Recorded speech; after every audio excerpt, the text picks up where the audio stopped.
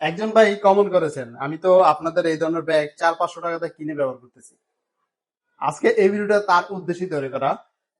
দেখেন, বর্তমান বাংলাদেশে মানে হচ্ছে সর্বনিম্ন যে ব্যাগটার দাম, মানে হচ্ছে যেটা হচ্ছে আপনার ফুটপাতে বিক্রি করে বা হচ্ছে আপনার লোকালি বিক্রি করে, এটা হচ্ছে এই ধরনের প্রোডাক্ট। এমআই ব্যাগটা অনেকেই দেখে থাকবেন যারা গুলিস্তানে আশেপাশে চলাফেরা করেন বা ওই এরিয়াতে যারা সবসময় যাতায়াত করে থাকেন তারা কিন্তু দেখে থাকবেন।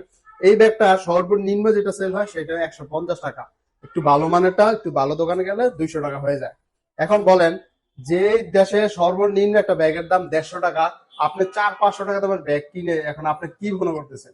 আপনি অনেক ভালো একটা প্রোডাক্ট ইউজ করতেছেন। কারণ এই মানে হচ্ছে এই কমেন্টটিতে বোঝা যায় যে আপনি কোন শ্রেণীতে চলাফেরা করেন বা কোন লেভেলে চলাফেরা করেন বা কিভাবে কোন ধরনের প্রোডাক্ট আপনি ইউজ করে থাকেন, সেটা আমাদেরকে জানানো কিছু নাই।